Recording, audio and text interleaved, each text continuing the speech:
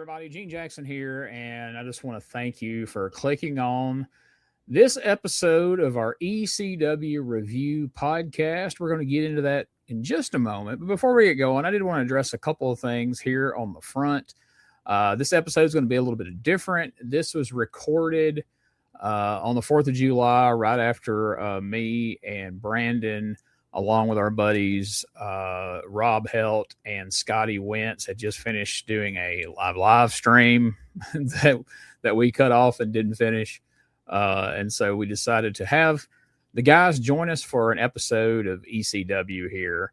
So this one's going to be a little different. There's going to be 4 of us on there. This isn't going to be a weekly thing, but we thought it would be fun to have them join in here early in the game here on the ECW Review Show. This is actually going to be from the second set of tapings at Cabrini College in Radnor, Pennsylvania. This was taped April 2nd, 1993, airing on either April 26th or April 27th, 1993, depending on the source or listing you want to believe. But it's one of those 2 days. I don't think it's really a big deal which one. Take your pick. 26th, 27th. It's April 1993. But this is a different set of tapings from what we've been working with so far. And this is basically the fallout from Jimmy Snuka has won the television title tournament. He's the champion now. He's a part of Hot Stuff International. We're going to see them starting to move to the forefront. Don Muraco's on board with Hot Stuff Eddie Gilbert and Jimmy Snuka. And so we don't have the TV title tournament to lean on now. So we're going to have to start having some more stories come to the forefront. And that's exactly what we're going to see starting to move forward. We're going to see the tag team champions, the Super Destroyers, in action here, taking on Larry Winters and Tony Stetson. We're going to see the Suicide Blondes, Christopher Candido, and Jonathan Hotbody. We're going to hear from them as well. We're going to see a bit of Jimmy Snuka and Don Muraco taking on the Hell Riders, EZ Rider and HD Rider. Although on this particular episode that we have, it cuts off during this match, and we do not have the Sandman versus Rockin' Rebel for the ECW title. And I haven't been able to find that. I'm sure it's out there, but the couple of different versions of this show I found all cut off during that Muraco and Snuka match, and they don't have the Sandman versus Rockin' Rebel match. So, and the other thing we missed was just a bunch of highlights of the TV title tournament, which we already, we've seen those. So if I can find it, we may go back and review this Rockin' Rebel versus Sandman match in the future. But for right now, we're going to roll with what we got. Hey, also, hit me with your feedback. Do you like what we're doing so far? Are you here because you're a fan of later ECW and you're just wanting to learn about the early days of ECW? Is this your jam? Are you a big fan of early 1993 ECW? What do you like? What are you looking for? Do you, hit us up in the comments with some feedback. Wherever you're watching this or listening to this, go in the comments. What do you like that we're doing so far? What do you not like? What would you like to hear more of? What would you like to hear less of? We want to know, do you like this watch along format, or if you're, on board for some of the other retro wrestling archive shows, do you prefer the, USWA and Power Pro review style where we take clips of the show and talk about those clips? Personally, it's a lot with all the stuff we've got going on right now. It is a lot easier to do this watch along style, but I would like to hear people's feedback. If you like how it's going, or if we need to make some changes, because me and Brandon are just here to put on the best show we can, and we're calling what we see. And I understand it's not all great. It's not all bad. It's a mixed bag right now, but we all know there is some really awesome stuff coming down the pipeline from ECW over the next few years. And me and Brandon's here for the long haul. We're here in episode 4 of 1993, and we have got all the TV, straight through hardcore TV, all the way down the line. We've got all the TNN stuff. So we're here for all of it. So if you get in on the ride with us now, be prepared. We're going to be hanging out together for a few years. And if what you're hearing right now, you can't imagine that happening. Let us know in the comments. I can't say we can change everything to suit everybody, but we'd like to hear some feedback and know if we're moving in the right direction or if we're way off base, or if you're from that area, if you're from like Pennsylvania and you was up there going to these shows, we'd love to hear from you. Tell us a little bit about your perspective of seeing it there live, or even if you just remember watching it on TV back then. If your perspective from how you saw it on television differs from how we're seeing it, by all means, hit us up in the comments. Shoot me an email, genejackson95@gmail.com. We would love to hear from you. Again, thank you for clicking on this, and we appreciate it. And here it is, episode number 4 of ECW Hardcore TV from 1993.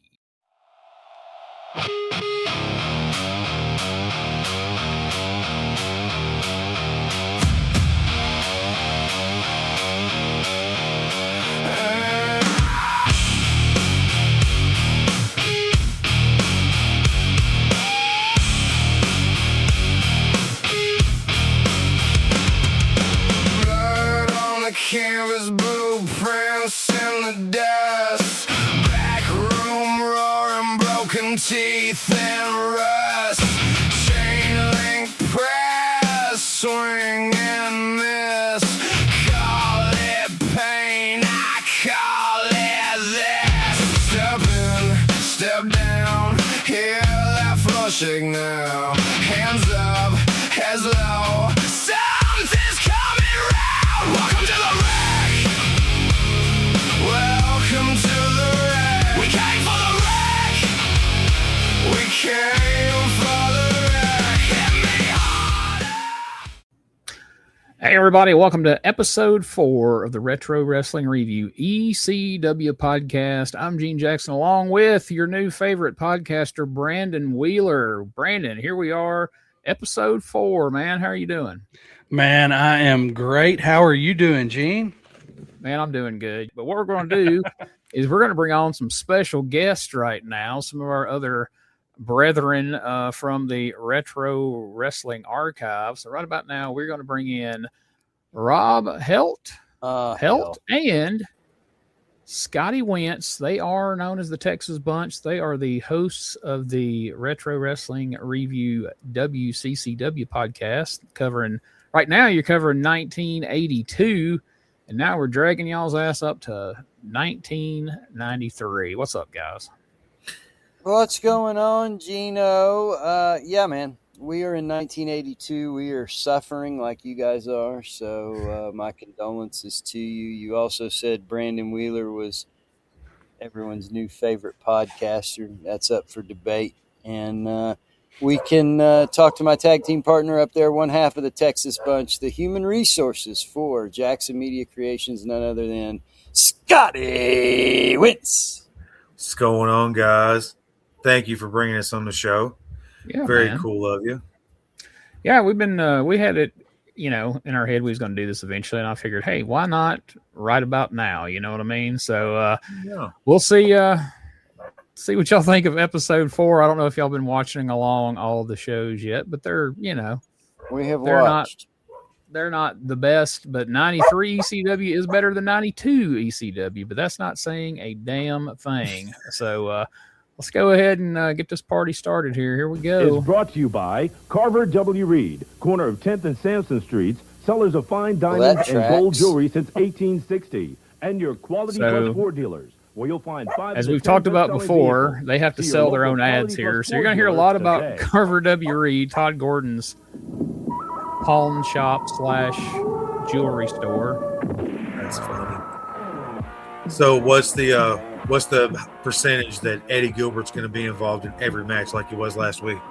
I don't remember this one that well, and I watch them as we go. So, anybody want to take bets here based on the last 2 weeks? What are you thinking here? Your over/under number is 4 matches. 4 matches. Take the over or the under. Go ahead, Gene. I'm gonna go under this week. Taking the under off of 4. Brandon Wheeler. I'm under. Under 4. Scotty Wince. Hey, Eddie Gilbert's the man. It's got to be over. Over. Taking the over. We got 2 overs and 2 unders and an over. You gonna back up your partner, Rob? I'm not getting involved. I'm just keeping stats. Oh, piece of shit. All right, here's Jay Sully. The one thing that stays over is that haircut with me. Stevie Wonderful. Your Jimmy Garvin. That's your Jimmy Garvin haircut. Man, it's rough. Looks like a poodle with a mullet, actually. Look at I him don't know. handcuffed. It's like, He sounds like DDP. yeah, it kind of looks like him too. Yeah, he totally should have been brought in as DDP's little brother at some point in WCW. Nephew, cousin, Dude, neighbor. that literally. I he can't could unsee pass- that now. Now he's ruined for me. Thank you. Damn it. If we couldn't contribute anything to the show, it was that. Look at that pink cummerbund. Whoa, Rob's again whoa! breaking into one of his neighbor's need to houses, start as you guys watching. can hear. You got to start watching the CU word. Stop that. You were There's real one. close. That's Eddie. There's one. Hey, this isn't a match, guys. Yeah. Don't, Was it appearance? We'll or change it to match? segments. We can change it to segments. You're right. I apologize. That was my fault. all right, we'll call it one then. He's in the first segment. There you go. Suicide blind. Suicide line. Wait, y'all hear how Brandon wraps up the show now? It's awesome. Now, which camera's on me here? Which here? This camera on me? Ladies and gentlemen, I have a big announcement. I am your guest co-host this week. You don't see Terry Funk anywhere around here. That's all. Do you? Busy right now.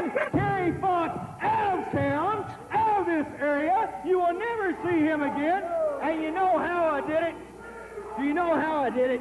Tell me, Eddie Gilbert, how did you do it? Thank you. I was wondering if you were ever going to ask me that. The way I did it was I had an I Quit match with Terry Funk. You know what an I Quit match is? Yeah, I'm familiar with The that. only way the match is when a person says, I quit. You know how Terry Funk said that? He said it, I quit. And he said, I quit. As a matter of fact, right now, if we can, I want the director to roll that VCR tape I have from that I Quit match, and I want to show everyone watching Sports Channel how I ran the living legend, Terry Funk, out of town. Let's go that tape right now. Okay, so this is actually from a few months prior. They had an event called Battle for the Belts, and it was Todd Gordon working together with Dennis Carluzza, and it was actually the night after, like the night this match happened, it was later that night that Todd Gordon approached Eddie Gilbert and asked him to come be the booker. Gotcha. So Eddie's getting some use out of the footage here by saying he ran him out in this match, but actually this was well before the TV ever started for ECW. Gotcha. He's got a fucking Is that like a dolly? dolly for some reason. Lines dolly. Referee looks so annoyed. He's like, God damn it. I thought it was a ladder for an above ground pool. ECW President Todd Gordon. Due to the graphic nature of this video, I mean, with Eddie, you can't rule anything out. I mean, he used everything, including a car. So Is that Corluzzo announcing? I repeat, did not run Terry No, Funk it's out of Todd ECW. Gordon right there. In fact, we'll be hearing Yeah, comments from that's Terry and Funk Jay next Sully week. and- Tune in and don't miss it. Was the previous one. Yeah. The guy with the cummerbunds, Jay Sully, that's Todd Gordon that cut in with the. The Borderline Gun Collector Hey, here we go. presents the area's biggest and best gun show. And that shit would have been a big deal when I was a kid. Hell yeah.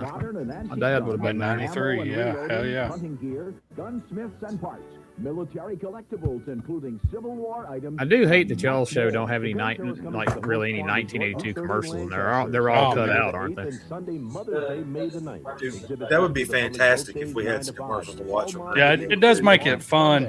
It gives you something to talk about. Hey, this is Hunter Key Robbins the turd here. Or should I say, Bart and Homer Simpson. The two of you believe that you're going to walk into that ring and beat my two champions, the Super Destroyers. That's what you think. Is that Well, let me version number sweeten the pot 15 a of the little bit Super for you. D's? Yeah. Right here, at in least. my Super D hand, number in this 1 on the envelope, right. I hold $500. Do you hear that, Stetson? Brandon is the only one who knows who they are. Jay Sully doesn't know. Stevie Wonderful doesn't know. Here's what they'll do for you, Wince. buy you a couple of dinners at Terry McDonald's. Funk didn't know when he was there. I don't know why that's happening right now. And what do you have to do? All you've got to do. The Super Brandon knows who's who. Super D, You want to number take one. my $500? Come on down to the ring. Take it if you can. Y'all gotta admit, this guy kicks Gary Hart's ass. Oh, get the fuck. You two What? are going to Wordsmith, phenomenal. All right. This is Larry Winters in the trunks with no knee pads. Larry. Larry. Hitman Tony Stetson's who that gentleman is. I just opening want to put a pack of cowboy hot dogs hat. earlier, and I poured some of the water on my leg, and I kind of got a chill. That's what it gives me when I look at Larry Winters with no knee pads. It's like, ugh. Hold on. Hey, that Stetson guy, I always expected him to have a cowboy hat on. He should have. I mean, that's a missed opportunity to try to get a sponsor or something.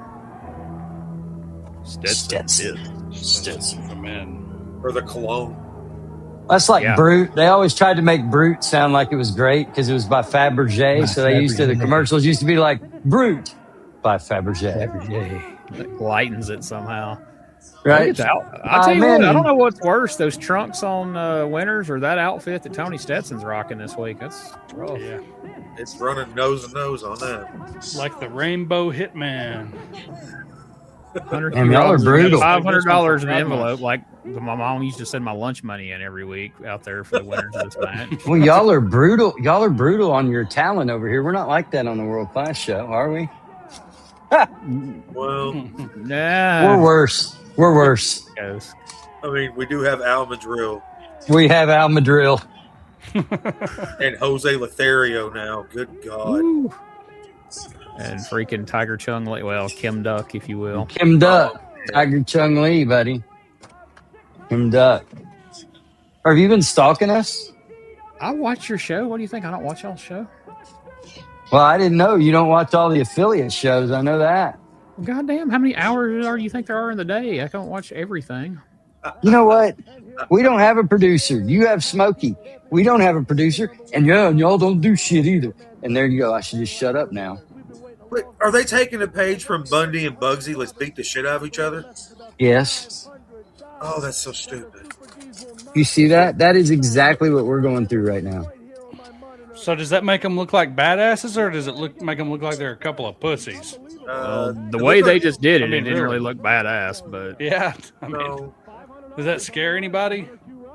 so one of those guys under the mask is WWE enhancement talent AJ Petrucci, who most famously was the guy that Roddy Piper wrestled with one arm tied behind his back in '86. Oh, I Lord. remember that. Yeah. Gotcha. Do we know who the other guy is? Dial. Super wow. D number 2. Yeah, Super D Duh. 2, aka the big one, The big one. Big one. bigger one, if you will, not Did you Irwin. just say duh, Brandon? Duh. Duh. I thought you did. Super I may Duh. have. I don't know. I'm not going to say I didn't because I probably did. We'll start calling them the Super Duhs. Super Me and duh. I mean, I know this is y'all's first time joining us. Me and Brandon have been absolutely overwhelmed at the amount of mullets in ECW in 1993. I mean, It's rough. It's like walking back in time. Uh-huh. Almost like they're even the music is a little bit dated. I have zero problem with the mullet. it's just, and you- I mean, I mean- but you need to. All right, let's have one heel with a mullet, one baby face. But I mean, we're like every match there's a mullet in it, just about like multiples Yeah. most of the time. And I bet you the guys under the mask got mullets too. I bet they do.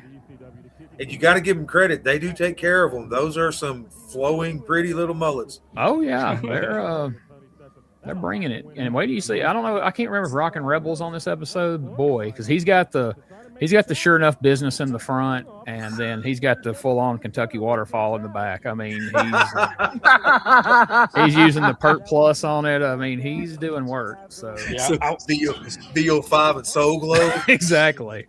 No matter how bad this shit kind of is at some points, though, you need to remember This is the true definition of the little engine that could when it comes to ECW. Oh yeah, I mean to watch these and just in the back of your mind know where it's going is just pretty spectacular to think it ever got there. Goodness. Yeah.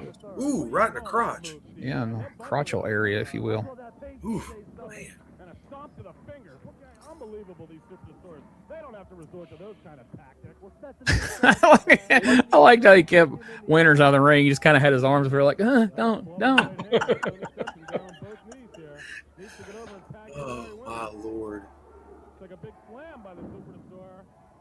That hurt the small of the back on Tony Stetson. Now he's over taunting Larry Winter. Well, what they're doing right Are they a part of the NWA at this point?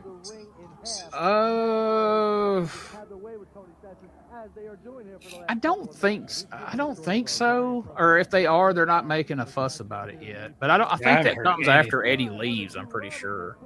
Gotcha. I think that was part of what caused him to leave was that Jim Crockett getting involved and all that jazz. Really? Yeah. Yeah, he left the NWA. The blood was that bad, huh? Well, Heyman's involved, and it's a whole thing we'll talk about when we get there. But I got you. Is this before or after the belt with Douglas? Oh, way before that. Yeah, I'd been. Yeah, well, because 94, late 94-ish. God, we got a long way to go to get there. Yeah, because that's the genesis of becoming Extreme when he throws down the belt and declares it. Did Corluzzo know that was a work? Do what? Was Corluzzo in on that? They swear he wasn't, and he swore until the day he died that he wasn't. I tend to think that he wasn't. That he wasn't. He didn't know that Shane was going to win the tournament and throw down the belt. Oh, I got you. I don't think he did because I mean I know like in those documentaries, like the non-WWE documentaries. Yeah. I know Raven was like, I thought it needed to be done, but to double cross somebody and not let them know what was happening. He said, I didn't think that was cool. He's like, I wouldn't have done that, which is pretty strong coming from Raven of all people. Right.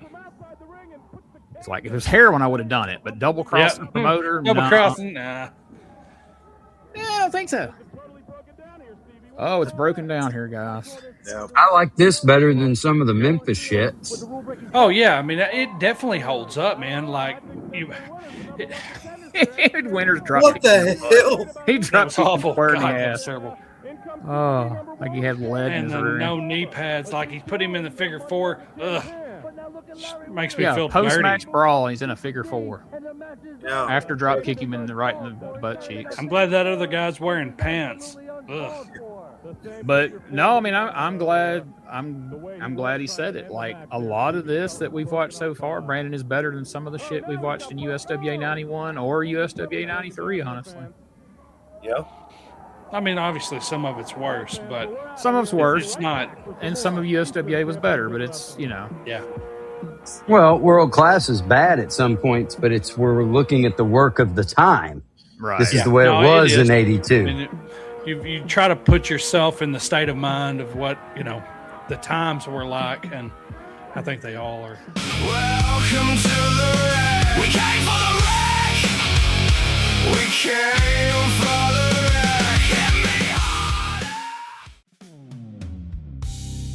Step inside the Neutral Corner Lounge, grab a drink, and pull up a chair. You might know the faces, and you definitely know the names, but you don't know the real story. Welcome to Beyond Wrestling, hosted by me, Robb Helt. Every episode, we sit down with some of the biggest and even smallest personalities in the business. But there's a catch. We leave the squared circle at the door. We're not talking about angles, road trips, title runs, anything like that. We're talking about real life. I try to give you the person behind the persona. We dive into their hidden passions, their off-the-clock lives, and what actually makes them tick when the cameras stop rolling and the boots come off. If you want to know who these people are, who they are when they aren't playing a character, this is the only place to be. Subscribe to Beyond Wrestling with Robb today on YouTube or your preferred podcast platform. Find all the great content we provide here at Jackson Media Creations at RetroWrestlingArchive.club. Step into the lounge, grab a drink, we'll save you a seat.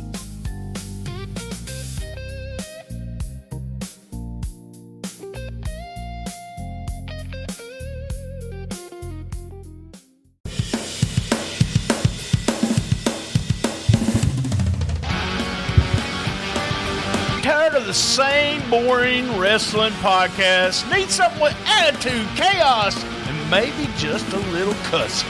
That's STSpod.club, and we got it all covered. We've got wrestling weirdness with WTF News Desk, 5-minute time limit, and a Southern fried brain of me, BT, stirring the whole ship.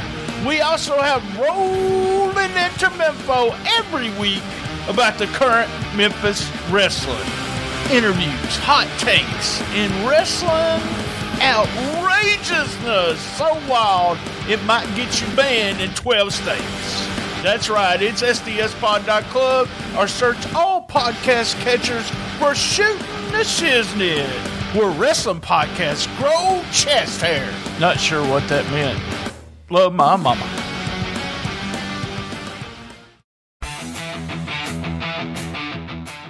Hey everybody, I'm Gene Jackson, and I want to introduce you to the Retro Wrestling Archive Podcast Network and the great pro wrestling nostalgia podcast we bring, including the Retro Wrestling Review Series covering the USWA, Memphis Power Pro Wrestling, Continental Championship Wrestling, and we've just added World Class Championship Wrestling, and now ECW. Plus great interview shows like Beyond Wrestling with Robb, Helt, where the stories go beyond the ring. Then there's Dangerous Conversations with the legendary Dangerous Doug Gilbert and Tommy Wildfire Rich. Plus, don't miss special live streams like Live from the Archive and Arc of an Angle. And the Retro Wrestling Archive Network is growing. We're proud to feature the affiliate shows like STS Pod, The Hang, Classic Pro Wrestling Talk, Get Your Bell Rung, and even more great shows are coming soon. But that's not all. Join the Retro Wrestling Archive Patreon for exclusive bonus content, early podcast releases, special extras, and access to a Google Drive that is absolutely busting at the seams with territory wrestling history, including our legendary Memphis Mega Folder. Podcast, interviews, watch-alongs, live streams, YouTube, Patreon, territory wrestling history. It's all waiting for you at RetroWrestlingArchive.club, where we're preserving pro wrestling history daily. Don't just remember it, relive it. I mean, the easy thing for all of us would have been for you guys to start right at the Von Erich and Freebird feud and for us to pick up in like 95. Yeah, but we got to do it. You got to tell the story. Yeah. Well, yeah. Well, and that's the thing. I mean, we're going through, if you want the rainbow, you got to put up with the rain, right? Right. Trying to do it from a historical standpoint, you got to take the good with the bad. Straw hat guy's not wearing his straw hat. That's disturbing. Yeah. I don't like that. Why is this guy wearing a Marvin the Martian hat? So the other guy is Glenn Osborne. He comes out. He's supposed to be a wild man. He comes out to Skid Row. So, yeah, he's the madman from the Badlands coming out to Skid Row. Madman. Love it. In '93, you know what I mean? Like we're past grunge blowing up and all that. Yeah. See, he's a wild man, Scotty, and that's how you can tell because he's wearing that silly outfit. That makes him wild man, Sal Balomo. Awesome. Uh-oh, number 2. Wait a minute, that's Salvatore Balomo? That is. Don't look like the one you're remembering, does it? No. It's definitely him years later. I got a big announcement, okay? He was a jobber. Yeah. Thank you very much. Thank you. I have Just like AJ Petrucci, the tag team champion. in ECW, not only in this area, not only in this area, but in all of professional wrestling history, is about to be made tonight. The greatest.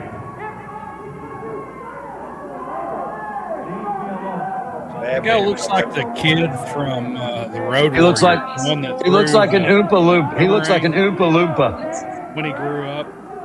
That's an Oompa Loompa.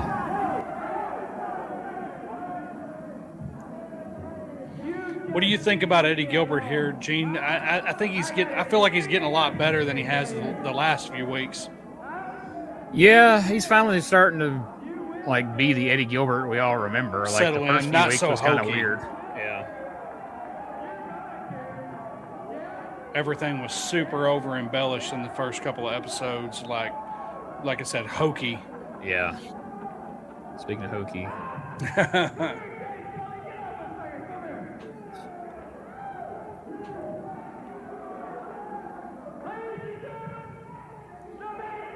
With his shirt tucked into his underwear.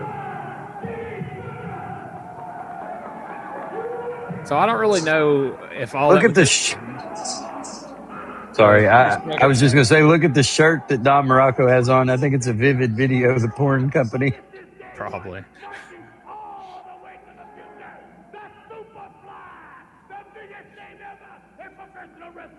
That's exactly what it is. Holy shit! Good catch, Rob. With a Dallas Cowboys hat on. Yeah, Mr. Hawaii.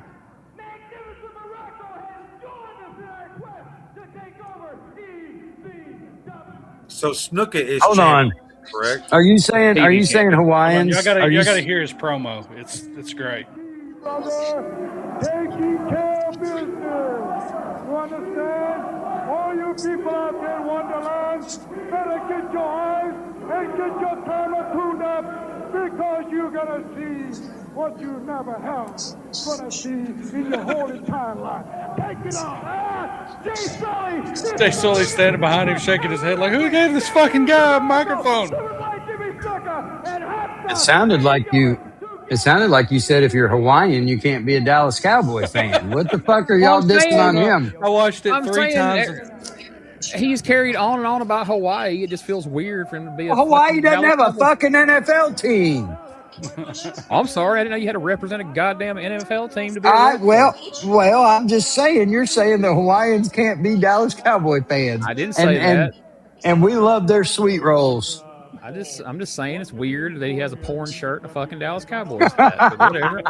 Let me get back to the question I tried to ask 5 minutes ago.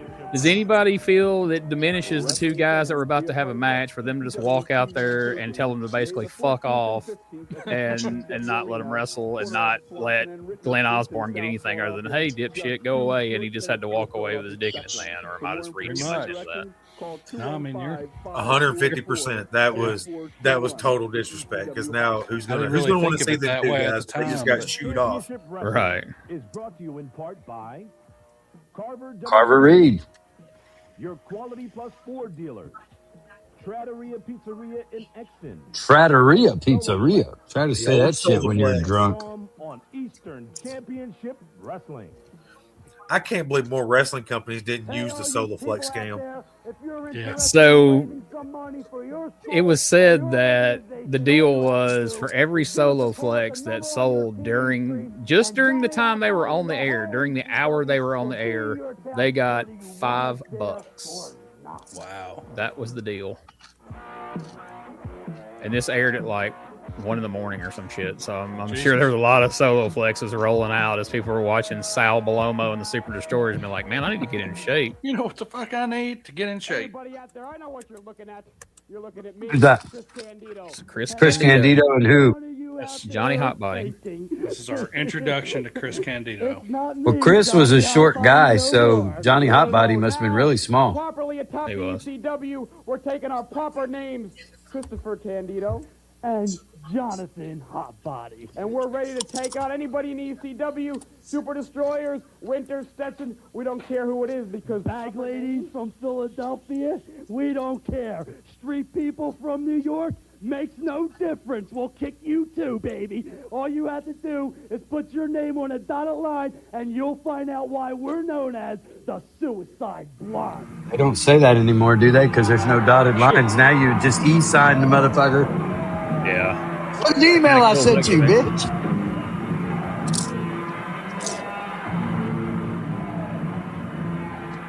JT Smith was. Now this is the guy.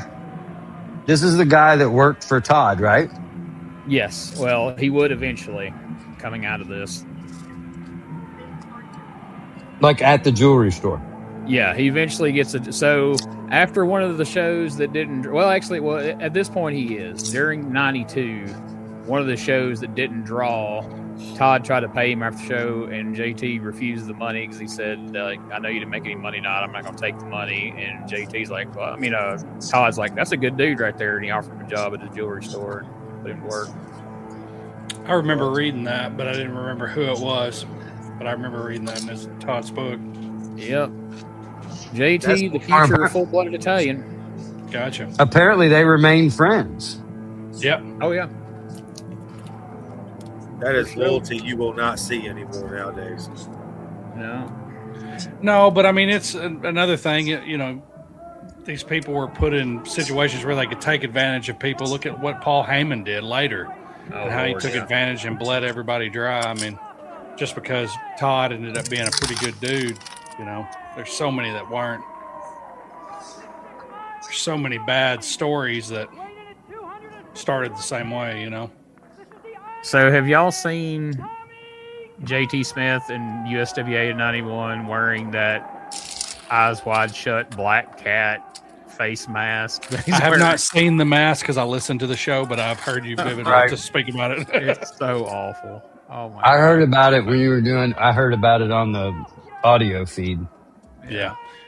Unfortunately, that's what I usually. Because you're at work when you're listening to it most of the time, right, Brandon? Yeah.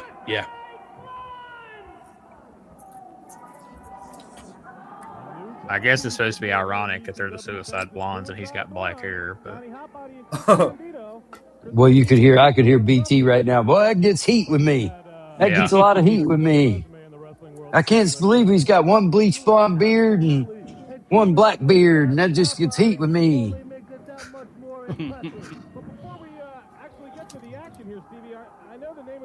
I haven't got to do a show with BT yet. we'll have to arrange. Looking forward to that. Yeah. Oh, we can get that arranged right now, Bubba. Oh, yeah.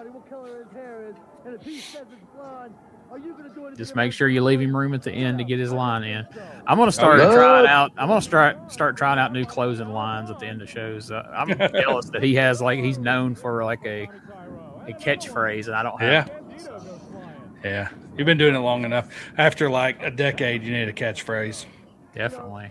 Because I just feel like me and Rob are just there with our dick in our hand while he's throwing out his, and we just say random shit. But I think I get mine. I get mine in the beginning. I got the Helt, baby. Yeah, your dick in your hand or what? He's got it at the beginning. Well, that too, but he's got it at the beginning. Brian's got one at the end, and I don't have shit. I'm just there. Dumbass. I bring nothing to the table at all. That is exactly the way Scotty and I feel right now about this show. We bring nothing to the table at all. Well, this is literally, for me, it's like watching Central States, to be honest with you. Well, what does that mean? You don't know what's going on or what? Well, you need to watch an episode of Central States. I guess so.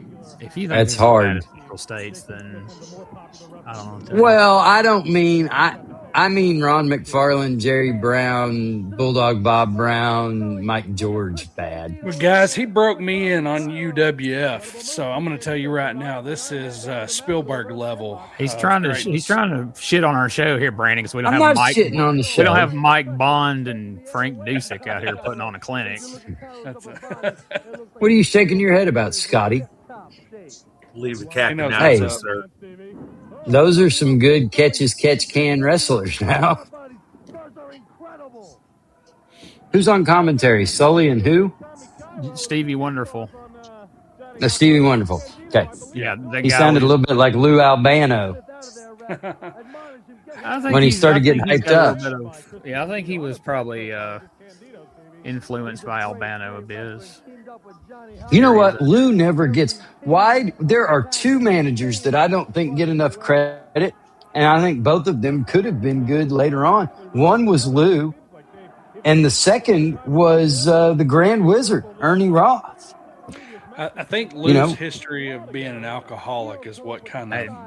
So, if you watch anything with Lou on it consistently, like if you go watch some of his early 80s WWF stuff, like week after week, or God forbid you watch that Herb Abrams UWF and see him try to do that interview show, I think he gets too much credit. I think he's one of the worst fucking people ever in the business. Like, he's horrible. Do you not think when he was doing that guiding light gimmick back in '82 when he had Alpha and Sika and led them to the tag titles and blah, blah, blah, do you not think that had a legitimate part to it and he was a legitimate manager at that time and could have made it in a place like this? I'm sure he could have made it in a place like this, but I'm just saying I think he's overrated. Like, what I've seen of all that, and I've watched like weeks and weeks and weeks of TV consecutively, I just don't find it entertaining. He's drunk. What do you think about out and off nonsense? What do you think about the Grand Wizard? I haven't seen enough of him to have an opinion, honestly. I'm just being completely honest. Anything I say would just be speculation. Oh. I find it to be very, very cheesy. I see it to be very, very cheesy, but at the time, I guess it worked. But there was, at the very beginning of this, they had their own version of the Grand Wizard. They had a guy called the, oh shit, what was he called? The Cosmic Commander. I mean, he was dressed exactly like the Grand Wizard.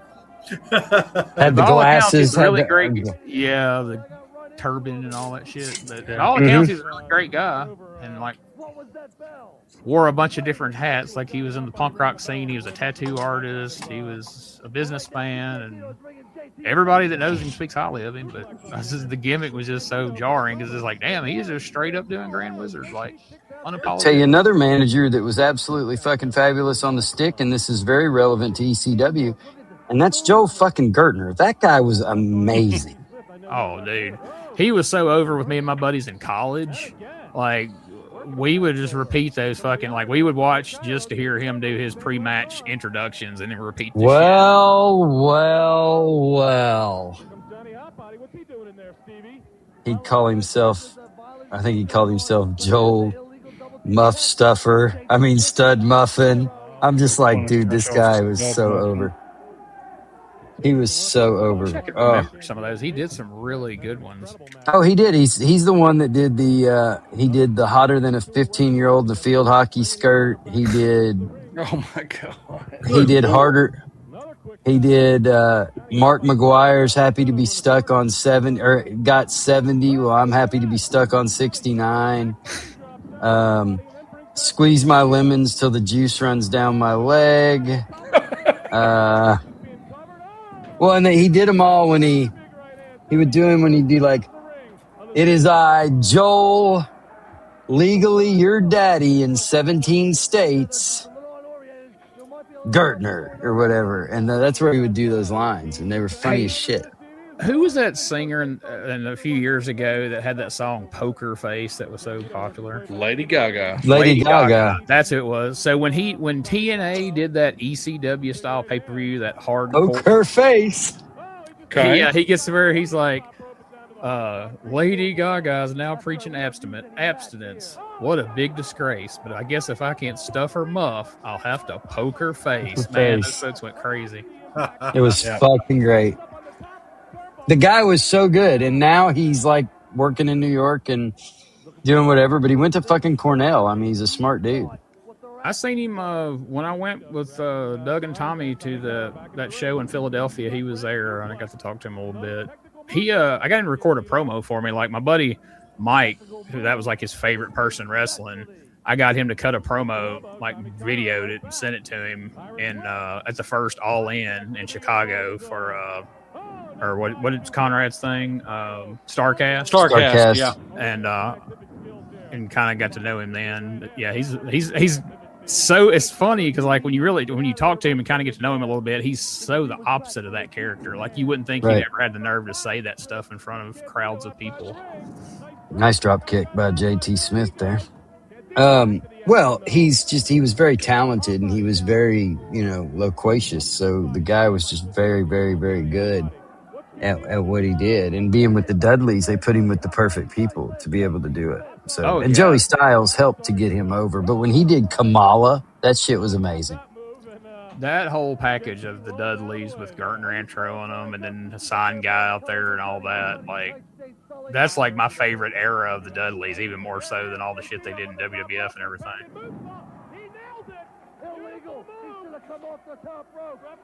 Uh-oh. Here comes Johnny Hotbody. Oh, It's Jonathan Hotbody. yes, My it bad. was.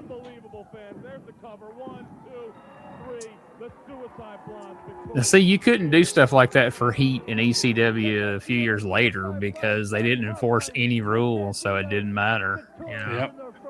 They didn't give a shit. Which was always kind of my problem with the way ECW didn't have any rules. Like after certain points, like how do you get Heat? Are they using masking tape to hold that ECW banner up on the side of the ring? Oh yeah, Yeah, definitely. Okay. Like I was gonna that's some comment on homemade how shit. off center the sign was, and it's just crazy how far things have come. And just So is this a couple of this years. that's still the ECW arena, right? I was just about to say I didn't realize they were already calling it that far back because they were calling it the ECW Dome at the last tapings. Yeah. Many more faces to come on down the road. Everybody coming down looking for Hot Stuff International. Only the beginning, and it's a big surprise. There are other names. I'll tell you. No, I won't tell you. You're going to have to stay, and you're going to have to see, and you're going to have to look for yourself because you've seen the biggest one, but there's a lot of better ones coming. Yes, sir, brother. PCB. Taking care of business, you understand? Do you understand, TV Land? No. Wake up and put your mind on it and look deep down inside, brother, and you definitely gonna find out what it's all about. Anybody want to bet he's smoking the gimmick? What? He's smoking the Come crack. from the top and you see me driving as deep as they get into the bottom. Now you Put can your see mind on it, forever, Rob. right here. If there's ECW. one promo that I wished had subtitles, that would have been it. I'm not trying to look deep, y'all. Who's that guy? So that's Easy Motley Rider Crue? and HD Rider. Rider. One of those guys, Easy Rider, is actually Chubby Dudley, who just joined our affiliate. What is Eddie? What is How Eddie fucking thinking here? cool is that? What is Eddie Gilbert thinking here? Like he's That's coming great. out and he's like, Jesus Christ, I came from the UWF where I fucking was in front of a sold out Tulsa Convention Center and a sold out Myriad, and I've sold out the Omni, and I've sold out the Mid-South Coliseum. Well, not really, and now I'm in this fucking bingo hall. What's he thinking? He's just happy he's getting the book. Anywhere he can wrestle and book, that's his. Yeah, we thing. talked about a little bit about what Gene thought the mindset was here, and with that, he said that as long as he's getting to book and wrestle, I mean, nothing beats that. I mean, in a wrestler's mind, how could it? What could? How many Memphis angles are we going to see in ECW though? I mean, that's kind of to be seen, I guess. I mean, he's definitely. I mean, that's what people were calling this was. Little Memphis Light. Memphis North was what it was becoming. I'm okay with that. Todd Gordon agreed to pay him like $1,300 a week, and I'm sure that's more than he was making in Memphis. Back at that time, you could get 2 packs of cigarettes for $6, dude. Exactly. I mean, we're all getting to witness the King Eddie Lawler, so Yeah, he'll literally have a crown. He'll be king of Philadelphia here before That alone is worth the price of admission. So you guys are the experts on this. Do you think that it's Gilbert's booking took it to where it needed to go, and then Heyman took it the rest of the way, and without Eddie Gilbert setting it up, Heyman could have never done it? Well, I mean, without Gilbert, Heyman would have never been there. I mean, that's how he came in as a favor to Eddie, and then because he was killing time, Jim Crockett was still under his no compete from when he sold WCW, but it was running out by the end of the year. And he had already hired Heyman to be his booker for the NWA. And so they were just killing time until Crockett could start running the show. And Heyman was here to scout talent and to, as Todd Gordon put it, and I think even Eddie said it in that shoot interview, that he was here to help people with promos and stuff. And once the thing fell through with Crockett and he saw that wasn't going to go, Heyman shifted gears and decided that he wanted to try to take over ECW. And so and Eddie kind of ended up out in the cold. Yeah. Is this before, like, they had already, at this point, Eddie and Missy are already divorced by then. He's got Doug with him up there, right? He will be shortly. Next set of tapings, I think the Dark Patriot shows up. And you guys have talked about this on your podcast already, I'm sure, right? With Doug and Tommy? Yeah. Okay. Yeah. I was watching one of those, I think it was Forever Hardcore, one of those documentaries they did that wasn't the WWE ECW documentaries. What the hell just happened? I don't know if that was a cut in the original show or the copy that I've got, but it just fucking just ended. But Gabe Sapolsky was saying that Eddie's Memphis style booking was not getting over in Philadelphia, and that had he not stepped aside and Heyman took over, that he didn't think ECW would have ended up being successful. That's just one guy's opinion. And obviously Gabe was a Paul Heyman guy if there ever was one, but I can see it not getting over up there. I can see it not getting over up there. They're used to WWF.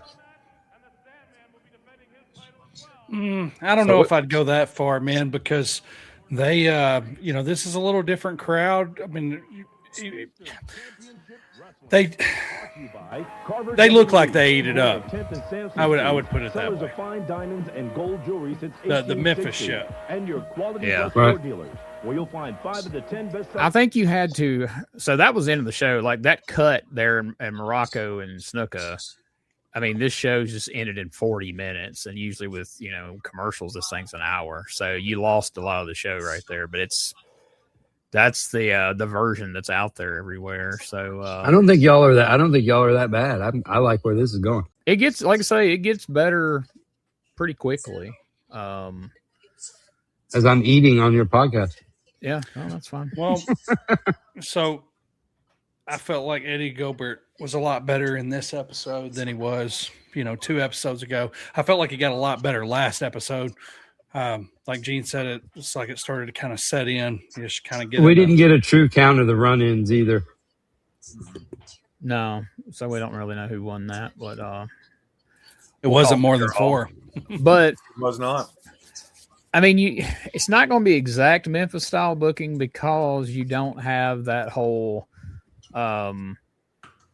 each show is a live show that's building to Monday night. You know what I mean? Like they don't have anything in particular. It's all about the TV. It's not building to a weekly card. So you have to adjust your booking there on his part.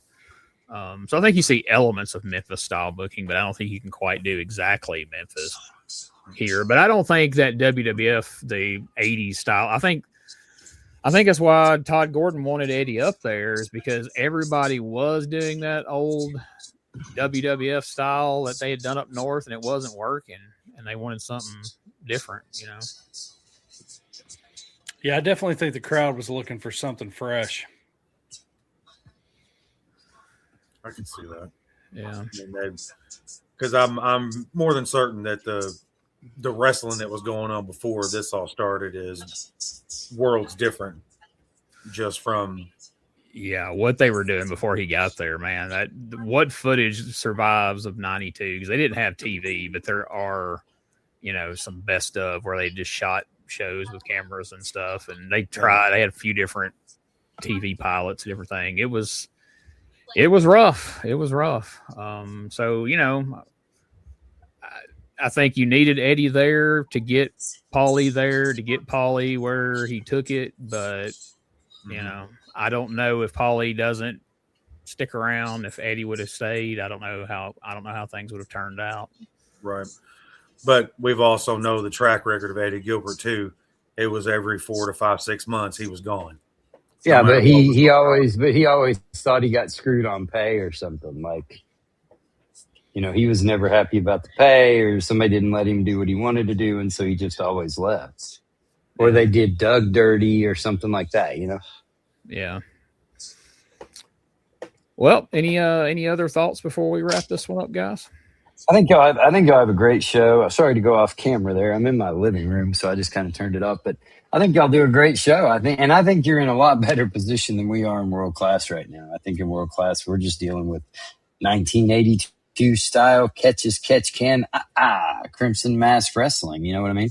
Whereas at least y'all have some stuff going on. You know, you've got a little more action, a few more moves that were never heard of in 82. You know?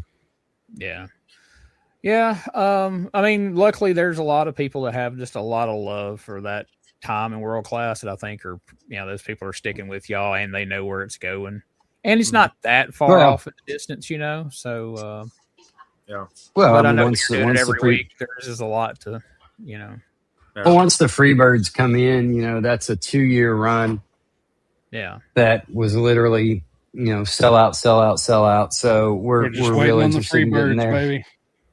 Yep. Well, it's just like you guys. I mean, you guys are waiting on your stuff to go down. And once you get that little core group of people going, you guys are going to be off to the races. You get to cover all the USWA stuff as well. When the USWA came in and had the invasion or they went to USWA and you had that feud. Y'all got a lot of really good stuff. And that's it for episode 4 of the Retro Wrestling Review ECW podcast. We'll see you back here next week. And once again, thank you to Scotty and Robb for joining us, and Brandon Wonderful. You know how we close the show now. See ya! See ya! Check out Kayfabe Cave. We are a destination for wrestling fans. Come see our museum area featuring ring-worn memorabilia and collectibles. We carry figures, cards, belts, and much more.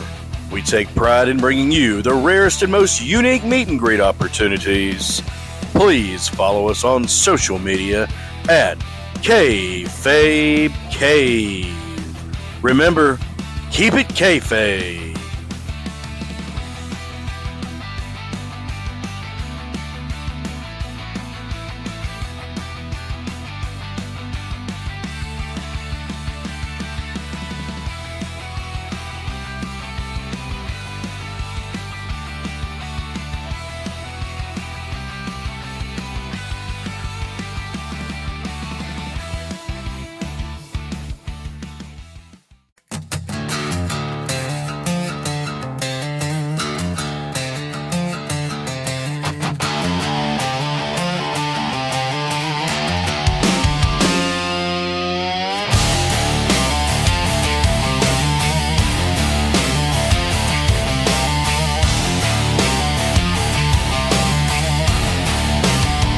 Got a stack of VHS tapes, dusty old newsletters, dusting men in tiny capes, playing old video games.